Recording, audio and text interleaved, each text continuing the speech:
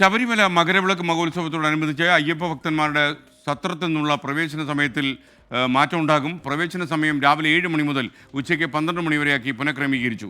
സുരക്ഷാ പ്രശ്നങ്ങൾ ചൂണ്ടിക്കാണിച്ചാണ് തീരുമാനം. സന്നിധാനത്ത് നിന്ന് രാഹുൽ സുരേഷിന്റെ റിപ്പോർട്ട്. Good morning SKN. കാനനപാത വഴിയുള്ള തീർത്ഥാടകരുടെ എണ്ണം ഓരോ ദിനവും വർദ്ധിച്ചു വരികയാണ്. അതുകൊണ്ടാണ് സത്രം വഴിയുള്ള തീർത്ഥാടകരുടെ പ്രവേശന സമയത്തിൽ ചില മാറ്റങ്ങൾ വരുന്നത്. ഇത് രാവിലെ 7 മണി മുതൽ ഉച്ചയ്ക്ക് 1 മണി വരെയായിരുന്നു തീർത്ഥാടകർക്ക് സത്രം വഴി സന്നിധാനത്തേക്കുള്ള പ്രവേശനം. അത് 7 മണി മുതൽ 12 മണി വരെയാക്കിയാണ് പുനഃക്രമീകരിച്ചിട്ടുള്ളത്.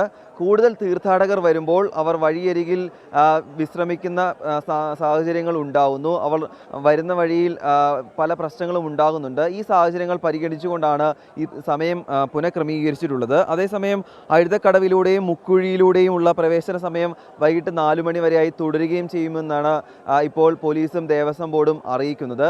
അതേസമയം മകരവിളക്കിന് ഇനി ദിവസങ്ങൾ മാത്രം ബാക്കി നിൽക്കെ ശബരിമലയിലേക്കുള്ള തീർത്ഥാടകരുടെ എണ്ണം വർദ്ധിച്ചു വരുന്നുണ്ട്. തിങ്കളാഴ്ച 1 ലക്ഷത്തിലധികം തീർത്ഥാടകരാണ് ദർശനം നടത്തിയെങ്കിൽ ഇന്നലെ അത് 90,000-ലേക്ക് ചുരുങ്ങിയിട്ടുണ്ട്. ഇന്നലെ 90,040 പേരാണ് ദർശനം നടത്തിയിട്ടുള്ളത്. പുല്ലുമേട് വഴി 3,673 പേർ സന്നിധാനത്ത് എത്തിയിട്ടുണ്ട് എന്നും പറയുന്നുണ്ട്.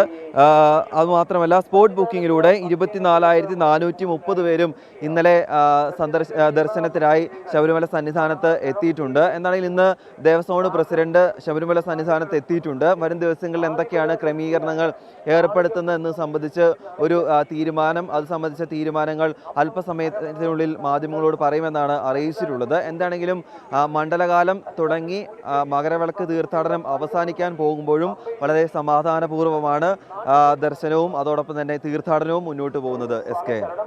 Okay Rahul Suresh, thank you.